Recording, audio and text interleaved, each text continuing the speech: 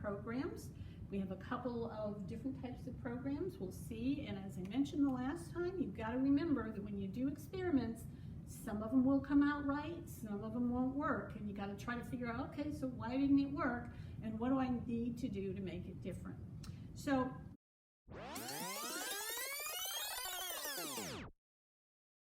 this particular one is actually called Shaping Up, and all you need to do for this, a lot of these have to do with air pressure or pressure coming down on paper or some other objects. So you really need 4 pieces of paper. Now the experiment actually calls for writing paper, not with lines, but a little bit heavier duty. This is off the computer. This is computer paper, and this is what I used. Okay, and I did cut it down slightly, mostly around like 7 by 9 is what I used. And what you wanted to do is actually make different shapes. So it's all about making different shapes and trying to figure out which shape is the strongest, how much it could hold. So the first thing you try is you just take a piece of paper and you fold it in half. Now you can see that's probably not going to hold anything on top of it.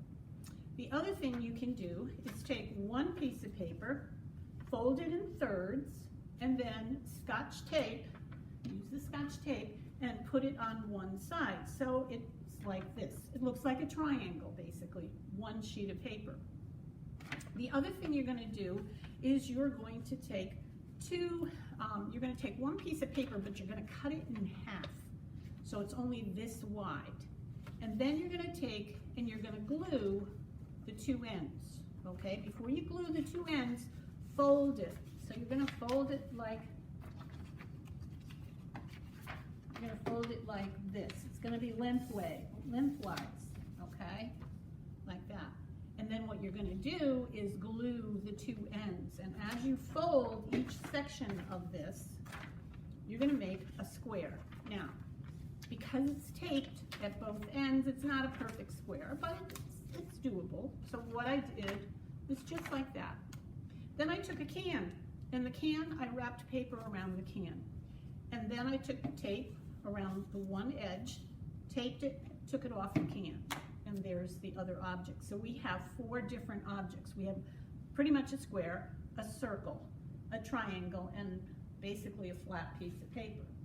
So I'm going to try the magazine. We may go with some other books. Now, is that going to hold it? No, that's not going to hold it. Even if I wanted to try something even less, maybe like a DVD holder. Is that going to hold it? No, it doesn't. Now I'm going to try my triangle. Got my triangle here, okay? I'm going to try this on here, and I'm going to try to go a little bit easier. Nope, that's not going to hold it. You know, it might take the DVD, though, because the DVD is smaller. Let's see. It does, okay? There's one DVD. I'm going to put another DVD. Let's see if we can get another DVD on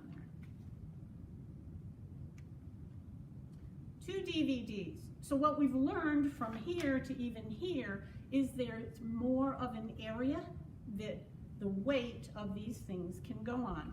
The other thing I'm going to try is a book. See if it'll hold it. Still holds it. Now I could try more and more books if I wanted to. Nope, it was going to fall for that one. Okay, so we were able to get these on here. We were able to even get the book on, which is surprising because I had tried that before, and believe it or not, it didn't work. That looks like it's barely holding it. Now we're going to go to the square. Let's try the square. And I'm going to try to hold it so it's almost a square before I put the paper on it. That holds it a lot better than this was holding just the magazine. Okay, let's see if we can get this on top of it. We were able to get that. Let's try another one. Another one. Now the reason, again, why we were able to do this is the weight is actually now being held by 4 sides, okay? So it's evenly distributed, the weight. Let's see if we can get this one on here. We were able to get it, whereas we couldn't with the other one. Now, the question is, how is this one going to work? All right, so there's the new one. This is the cylinder, or circular. Let's see if this magazine holds it. It does. Let's try another DVD. That's holding it. Now remember, we don't have sides now. We have a circle. But even with the circle, that weight is being evenly distributed. Now I'm going to try the book. Still, and if you look at it, it's holding it pretty well. Now I'm going to try this. Actually, let's try this. It's still holding it. Want to try one more thing? Okay. I think what we're seeing is the cylinder is actually better equipped to handle all that weight because it is round. This worked very well, but we were not able to put this one on top, and we certainly didn't try the can. So again, the cylinder, by the shape of the cylinder, the weight is evenly distributed on it. That's the experiment.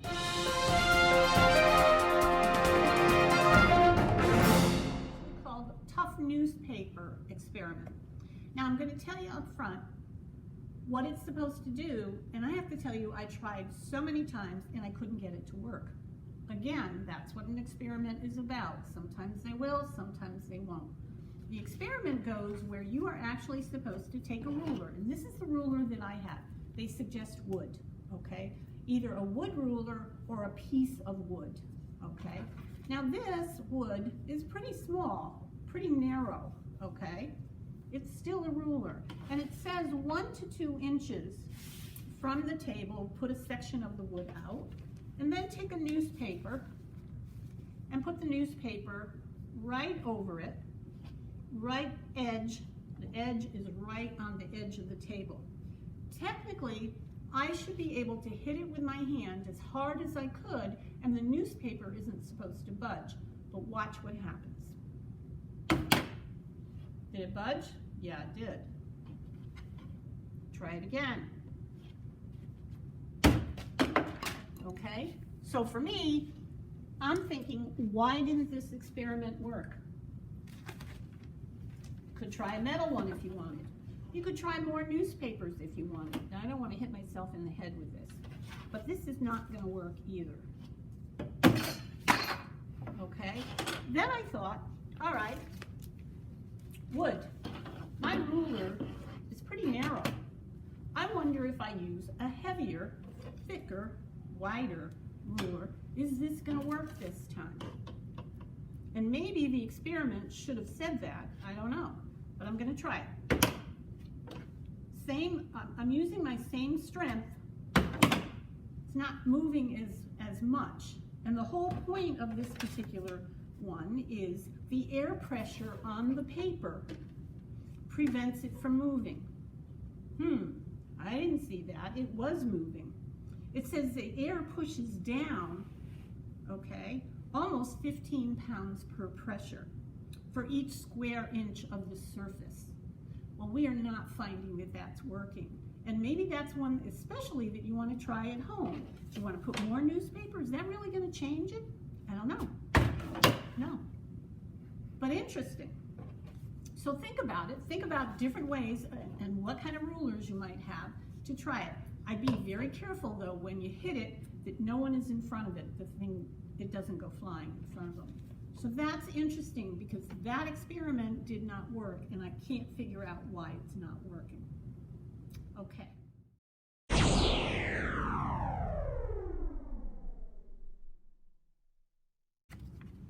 Our next one is basically a dropper, a medicine dropper, an eye dropper. I want to show you what you actually can use if you wanted to. Now sure, you can go out, you can buy a dropper, okay, and you put it in the water and you wait until the water goes into the dropper and then you can drop the water in. Very simple. It's all based on the air that's in this rubber piece, okay? Now, I can do the same thing with a straw. See? All I have to do is hold my finger over the top of it. And you might have done that playing around with some soda. you know, you might have tried to do that. So you can easily use a straw, but there's something else that you could try, and that's using an atomizer. It's actually making an atomizer. So here I have water, okay, and I cut a slit from my straw. Don't cut it all the way through, just cut the slit, okay, so it can move back and forth like that. Now, I cut the slit about 1/3 from the top, and I bent it. Then I slipped the short end into the glass of water, and I think I'm going to have to add more water. Okay.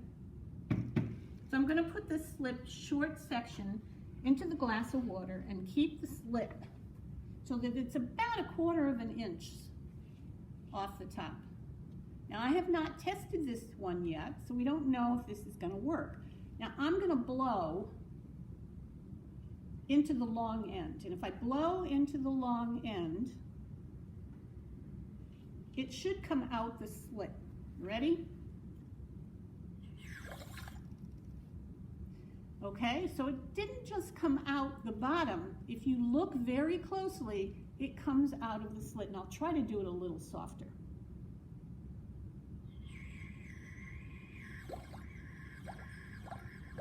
So what's happening is my straw isn't completely folded far enough. So what's happening is when I blow into it, even through the slit is bubbling it up into there.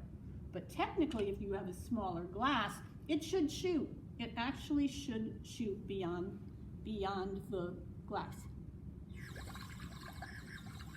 I can hear it. I don't know if you could hear it, but it's actually slishing, and it is coming out through the top. That's making a straw atomizer. All right, we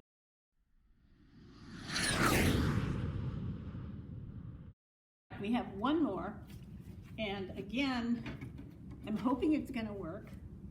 And what you need for this is actually the juice of a lemon or 2 ounces of vinegar. Where's my vinegar? Here's my vinegar, 2 ounces of vinegar, okay? And I need a balloon. And I need an empty soda bottle, which is what I have right here. Now, I've been trying to stretch these balloons. Okay, been trying to, because that'll make them easier to inflate. Move that over there. And I want to dissolve the baking soda in the water. So what I need is 1 ounce of water. All right, 1 ounce of water.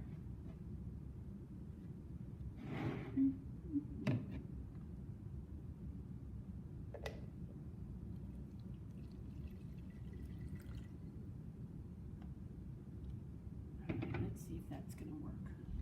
1 ounce of water.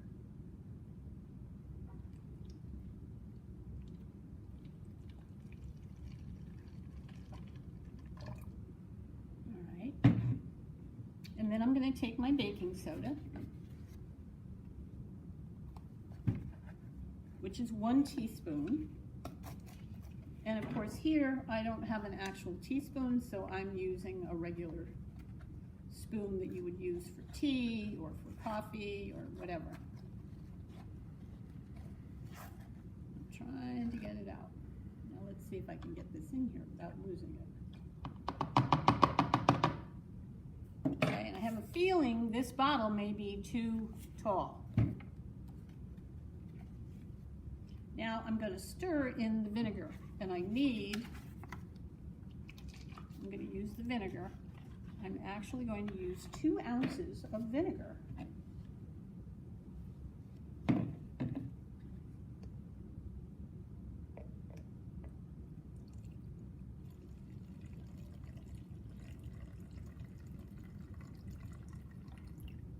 Okay, I'm hoping that that's 2 ounces, because this is kind of a strange.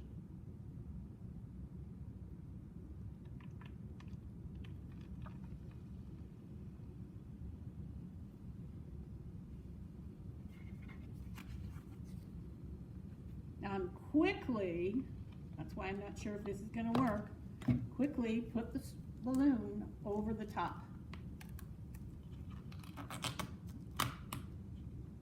okay? Look at the balloon. What's happening to the balloon? It's inflating, right? And why is it inflating? Before that explodes on me. Why is that inflating? It's because mixing the baking soda, okay, which is really considered a base, with an acid, which is the vinegar, or you could use the lemon, remember? Creates carbon dioxide, CO2. And gas, the CO2, makes the balloon rise and blows it up. Now, if I had used a smaller bottle, okay, not quite as high, that balloon probably would have gone straight up.